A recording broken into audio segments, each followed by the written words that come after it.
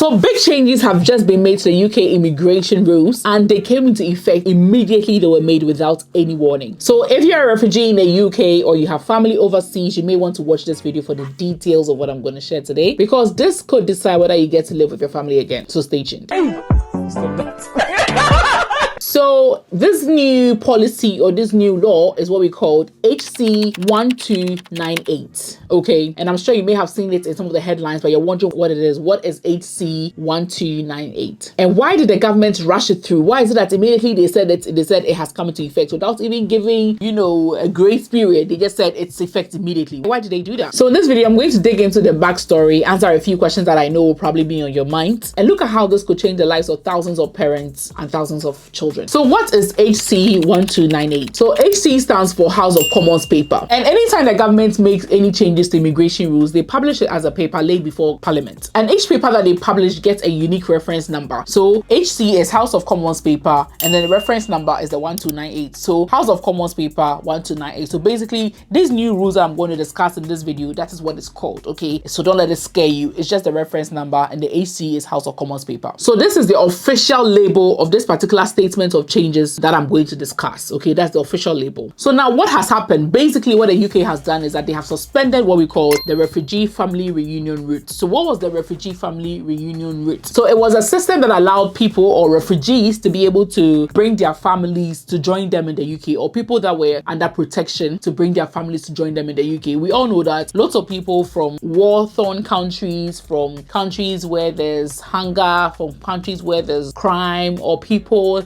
that are facing, political issues, or they are wanted in their countries for political things, or they feel unsafe in their country based on maybe their religion or their sexual orientation. Lots of such people come to the UK to seek asylum. Okay, now after they have gone through the legal proceedings, right, and then their asylum claim has been accepted, now they are called refugees. Okay, so before they go to the courts and everything, they are called asylum seekers. After their asylum claim has been approved, and now they become refugees. Okay, now when they become refugees, obviously they would like to bring their families to join them. So let's say a man comes through the boats through wherever and comes to the UK, and they are doing that because maybe where the country that they are from, there's war and people are dying. Now they would want to bring their family members back to safety through this, and then usually they were doing this through the Refugee Family Reunion route. So it's allowed refugees, those whose asylum claims have been accepted, to be able to bring their family members to join them. Okay, they could bring their children, they could bring their spouse to join them. Now the UK has just suspended that particular route. So now if you're a refugee and then you want to bring your family, you can no longer bring them through this particular route.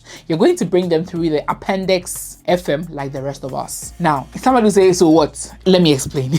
But before I go on to explain, the funny thing is that when they brought about this new HC 1298, it was on the 4th September at 3 p.m. that they made the changes, that statement of changes, or they brought about this new rule. And immediately at 3 p.m. they closed the Refugee Family Reunion route. They closed it at 3 p.m. that same day that they said it. And why would they do that? Because they know that if they say that there's a 2 weeks grace period, there'll be lots of applications in before that 2 weeks mark. So 3 p.m. that day, it came into effect that same 3 p.m. so that lots of people will not bombard the Home Office with a lot of applications. Now, why is this sad? So the one that everybody else uses is Appendix FM. That's what skilled workers use and everybody else uses. That's Appendix FM. With Appendix FM, it's serious. Appendix FM, you have to prove that you're earning a certain amount of money. I think at the moment it is about 29,000 per year. You should be earning this amount before you're able to bring your child or your dependent to join you in the UK. You should also show proof of accommodation, and then now there's English language requirements. Refugees, before this, the routes that they were using, they did not have to prove any of this. They did not have to show minimum salary of £29,000 a year. They did not have to do any English language tests. They did not have to necessarily show proof of accommodation and all of that. It was a bit easy. Remember, some of these people are coming from very tough backgrounds, okay? And usually they come sometimes uneducated. Imagine somebody coming from a war-torn country. They're probably not that educated to be able to get a good job here in the UK. Are we sure they're going to get £29,000 a year? If you look at the NHS pay scale, how much are band 5 nurses even earning a year? To talk of somebody who's just a refugee, who probably does not have the educational certification to get a good job, and is probably doing something very minor and is not getting much. How do you expect this person to earn £29,000 per year to be able to prove this and And then the people that they are inviting over, let's say their spouse, should now have to do English language tests. Imagine somebody coming from, I don't want to name any country, let's say Iran or Iraq, who is fleeing from war or something, Syria, and you are now saying they should go and sit IELTS before they come. How sad, you know? Now, where it even gets harsh is the part about bringing your child. So like I said, you see the way they come to the UK, right? It's likely going to be only one parent in the UK because of the way they come. It's going to be one parent, and that one parent is now going to try to bring the children and then the spouse to join him or her in the UK, right? That's what usually happens. Now, they are saying that if the child wants to now join their father or their mother who is now a refugee in the UK, that parent in the UK should show that they have sole responsibility of the child.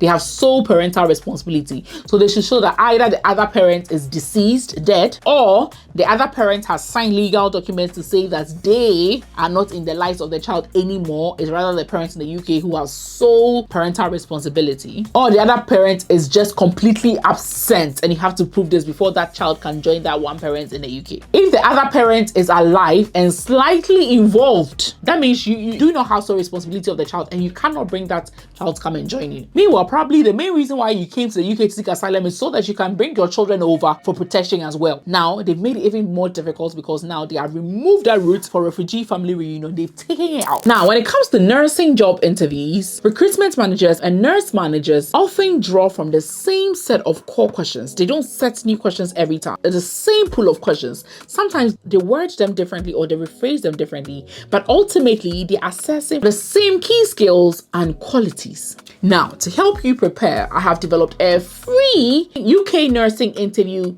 cheat sheets for you to download with carefully selected sample questions and sample answers, okay? But just make it sound natural. You can use the link below to download it for free, access it, and then use that to prepare for your next nursing interview, or just have a look through, okay? And this will give you the best chance to succeed in your next nursing interview. Thank me later. Now, there's a safety valve, okay? They said that if you're not able to prove sole parental responsibility, but you're able to, let me read the words, but there are serious and compelling reasons why the child's exclusion will be undesirable, they may let your child come and join you. So you have to prove that there are serious and compelling reasons, okay, that the child should come and join you, then they would allow it. But this is a very, very high bar. And we all know that the rest of us that have been using this appendix FM from time immemorial, we've been complaining about this. I interviewed a lady called Rashida. I would insert a clip from my interview with her. Second refusal after you have flown to Jamaica, gotten a court order saying you have full custody of your child. Why was it denied again? What did they refuse on letter? Now, in that letter, that was a long letter. I've never seen the UK write such a long letter. So I believe that was about 9 or 10 pages long. It was a long letter. Now, that letter, the basic gist of that, and I'll send you snippets, would have been that in UK's jurisdiction, parental responsibility and parental custody are two different things. And they went on to define what parental custody means to the UK and what parental responsibility means, and the fact that I need to show parental responsibility. She applied for her child's visa so many times before it was approved because she was struggling to meet these requirements to prove that she has sole parental responsibility or to show that there are serious and compelling reasons that the child has to be with you here in the UK. And most people find it very difficult to prove. And I told you of a nurse from Jamaica who I was working with who had to go back to Jamaica because she applied for her children. Her one child was denied, but one of them who had a different father, they kept denying that child because she was not currently dating that particular child's father and she could not prove that she has sole responsibility of that child. If she submits this document, they reject it. If she submits this document, they reject it. So it was very tough and she could not. So she had to leave the UK back to Jamaica. So now that they've added refugees, their situation is even tougher. Now it's very painful and it's going to be very harsh for them to bring their families in. Now, let me give you two case examples. So there was an issue of Mundeba in 2013. So this child was in the DRC and was allowed to join their parent because no proper care existed back in the DRC. So there was welfare risk, and so that was serious and compelling reasons for the child to come and join the other parents here in the UK. Now, there's another child from Turkey in 2004 who was denied. Remember, the child from DRC was approved and the child from Turkey was denied. Now, with the child from Turkey, They were refused the visa because they were well cared for in Turkey. Even if life would have been better in Britain, they said Turkey is a good place and you can't say that, So if you go along the lines of you just want better education and better, they will say no, they will not let you come. But it has to be very serious and compelling reasons, do you understand? It's not just for want of a better life. That one, they'll refuse you. That is not serious and compelling enough. And this isn't just theory, because in 2024 and 2025, there were dozens of single mothers working in the NHS and the care sector who were denied visas for their children because they couldn't prove sole responsibility. Even with affidavits from the absent fathers, the Home Office refused, saying that they hadn't shown compelling reasons. So we've seen headlines like "Send the airplane to come and get us, mommy," words from children separated from their mothers working in the UK. Nada. So why did the government do this? Why did they bring about this new immigration rule and then they brought it into effect immediately?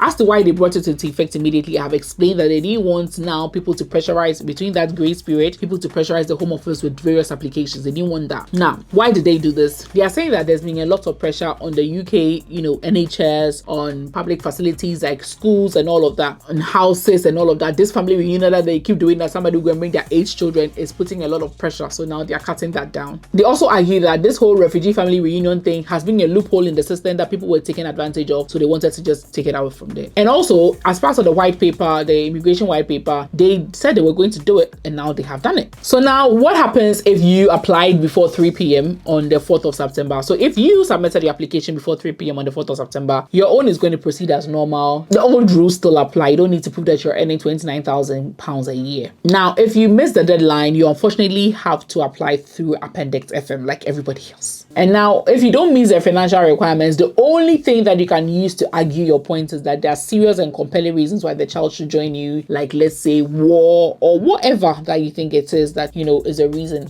It should be something very serious and compelling. So basically, the UK government has now put an end to the refugee family reunion pathway. So now if you're a refugee in the UK and then you want to bring your families, your children, and just say your spouse from back home, and you didn't submit your application early for them, unfortunately now you'd have to prove that you earn £29,000 a year, and then you have to prove that you have accommodation, and your spouse that you are inviting over would have to sit for an IELTS or do an English language test before they come over. All of these new rules apply to you, and the UK is doing this to cut down on immigration. They just want to reduce the number of people that are coming here because they said there's too much pressure on the existing facilities. But now, is this really fair? Let me know your thoughts in the comment section. So now refugees, they are just being treated like economic migrants like the rest of us. Do you think this is fair? Comment below what your thoughts are, and I will leave links to this in the description of the video so you can access it and read it for yourself. Thank you so much for watching. Bye.